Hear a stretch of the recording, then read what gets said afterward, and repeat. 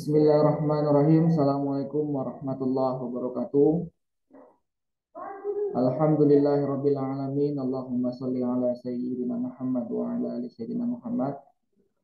Saya Sumarto Pohan, dosen Pasca Sarjana Hizruk, akan menyampaikan implementasi Merdeka Belajar Kampus Merdeka (MBKM) yang kami sampaikan dalam kegiatan workshop MBKM Fakultas Dakwah dan Ilmu Komunikasi UIN Syahada Padang Sidimpuan. Selanjutnya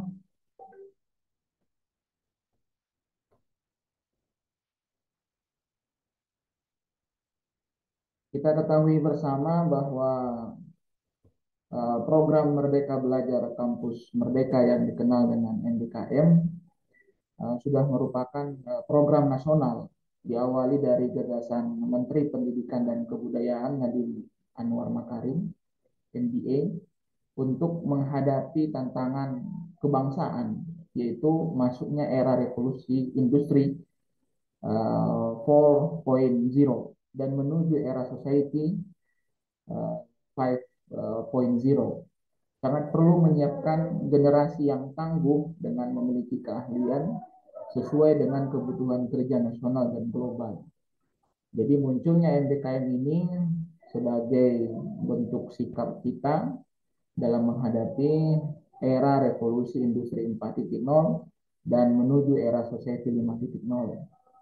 Kemudian bagaimana pandangan dari Kementerian Agama dalam hal ini Direktorat Pendidikan Tinggi Keagamaan Islam, yang pada waktu itu Direktur Diktisnya adalah Profesor Dr. Suyitno MAG, menyampaikan bahwa program MBKM merupakan prioritas yang harus dilakukan oleh perguruan tinggi keagamaan Islam negeri dan swasta dalam menyiapkan lulusan yang siap bekerja, tentunya dalam menghadapi era revolusi industri 4.0 dan menuju era society 5.0. Tentunya konsen yang disampaikan beliau adalah tetap berbekal dan memiliki dasar akhlak yang mulia dan menjadi teladan. Beliau Direktur Diktis Profesor Suyitno dalam kegiatan seminar nasional yang dilaksanakan di IAI Al-Azhar Kota Lubuk Linggau, Sumatera Selatan, Palembang, menyampaikan bahwa kebijakan implementasi MBKM pada Direktorat Pendidikan Tinggi Keagamaan Islam, rincian kegiatan kolaborasi Merdeka Belajar Kampus Merdeka diantaranya ya disampaikan beliau seperti magang atau praktek industri.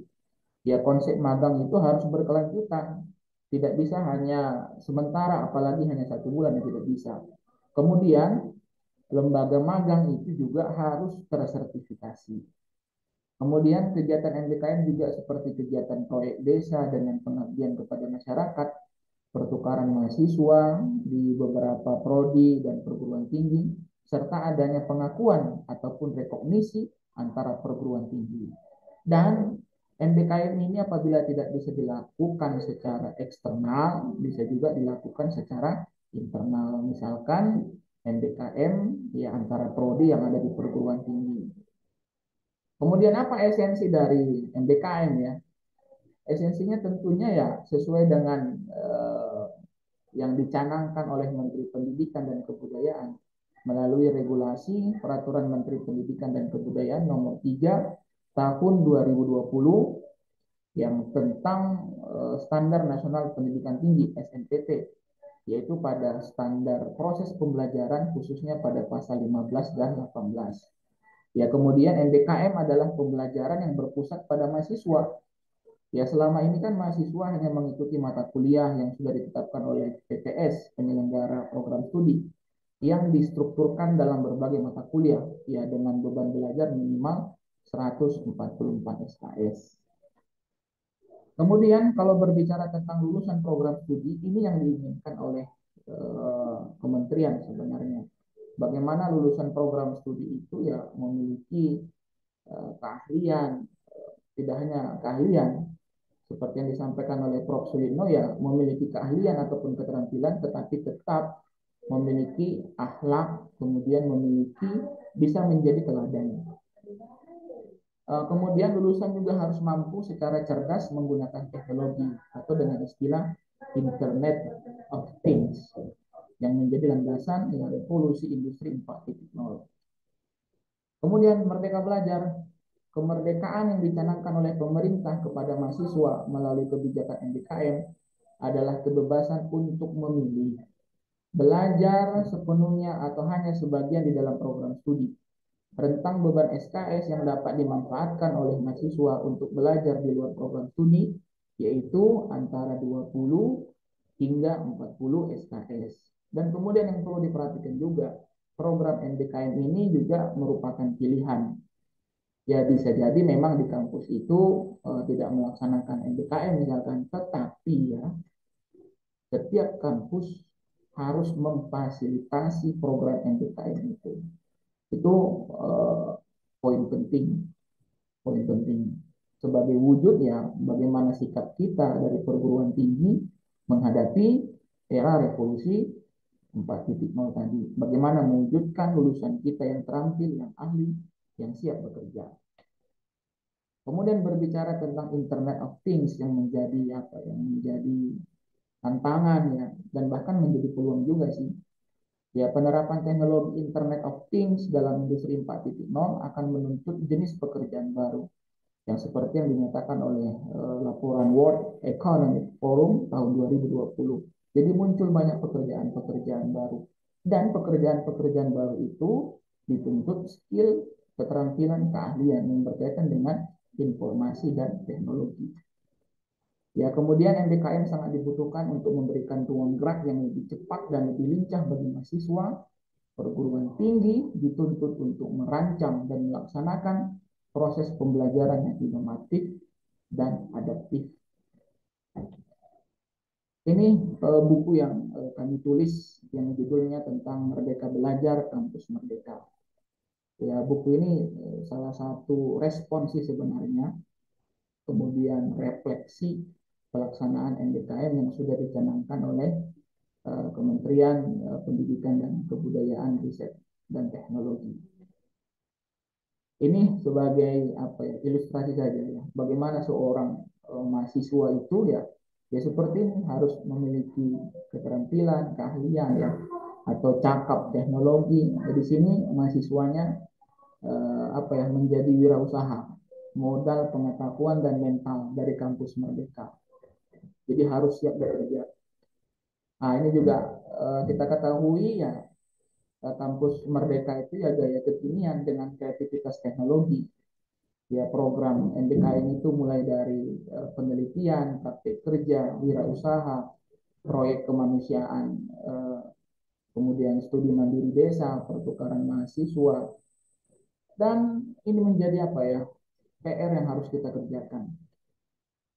Ya, kampus Merdeka tidak sekedar metode atau alat atau sejenisnya. Kampus Merdeka lebih kepada kemandirian dan gaya kekinian. Kemandirian memiliki pemahaman bahwa setiap kampus harus mampu mandiri dengan kemampuan dan kolaborasi yang dilakukannya. Kampus Merdeka gaya kekinian yang seharusnya menjadi budaya karena ini adalah kebutuhan melahirkan generasi mandiri.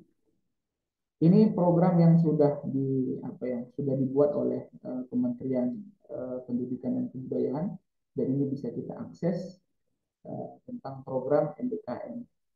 Ya, kampus mengajar, magang bersertifikat, studi independen bersertifikat, pertukaran mahasiswa merdeka, dan program lainnya. Ya, seperti ini kampus mengajar. Selanjutnya di sini ada program magang, studi independen, kemudian pertukaran mahasiswa, dan ini banyak program-program dari kampus Merdeka dari Kementerian Pendidikan dan Kebudayaan. Ya, salah satunya tadi itu ada Wirausaha Merdeka, kemudian International Indonesian International Student Mobility Award. Ya, bagaimana implementasi MBKM yang sudah kita lakukan? Ya, kami di IAIN Curug sudah melakukan kegiatan MBKM ya tentunya sesuai dengan prosedur ataupun ketentuan dari Kementerian Pendidikan dan Kebudayaan serta panduan dari Diktis Kementerian Agama RI. Di sini perkuliahan di program studi Manajemen Pendidikan Islam di UIN Raden Fatah Palembang. Ini salah satu contohnya mata kuliah ya, mata kuliah leadership dan keorganisasian dalam pendidikan Islam. Yang mengampu mata kuliah ini saya, kemudian dosen dari UIN Palembang, Bapak Dr. Saiful Anur MPD. Ini program MBKM perkuliahan yang saya laksanakan di UIN Palembang. Selanjutnya juga kita lagi sebenarnya ini menggagas ya. Tapi dalam hal menggagas ini kita juga sudah melakukan MOU dengan UIN Sultan Toha Saifuddin Jambi. Mudah-mudahan semester depan program MBKM di UIN Sultan Toha Saifuddin Jambi bisa berlangsung dengan baik dan lancar. Kemudian ini perkuliahan MBKM oleh UIN Raden Fatah Palembang di IAIN Curup ya. Dan perkuliahan ini dilaksanakan secara blended learning, secara online dan secara offline. Kemudian kita juga melaksanakan kegiatan MBKM karena dalam program MBKM itu salah satunya adalah bela negara. Di sini kita menyampaikan tentang pentingnya pendidikan dan pengamalan Pancasila. Ini di UHN Igusti Bagus Sukriwa Bali. Kemudian kita lanjutkan juga program MBKM bersama Universitas Dwi Jendra Bali. Dalam hal ini pada aspek magang atau praktek kerja, kemudian kegiatan wirausaha dan bela negara. Ini kegiatan yang sudah kita lakukan. Kemudian ya kita juga sudah melakukan kerjasama. Mudah-mudahan semester depan program MBKM bersama UIN Raden Intan Lampung, kemudian UIN Saizu Purwokerto dan IAIN Meter dapat terlaksana. Ini kegiatan MOU ataupun kerjasama yang kita lakukan dan beberapa kegiatan-kegiatan secara online yang mendukung program MBKM. Dan ini rujukan MBKM dan bisa kita pelajari tindak lanjuti. Dan pada intinya ya, panduan yang dari Kementerian Pendidikan dan Kebudayaan dan Kementerian Agama menurut kami sudah mantap, sudah bagus. Tinggal bagaimana kita di perguruan tinggi melaksanakannya. Terkait adanya hambatan problem, yaitu pasti ada. Yang penting kita melangkah dulu. Terima kasih. Assalamualaikum warahmatullahi wabarakatuh.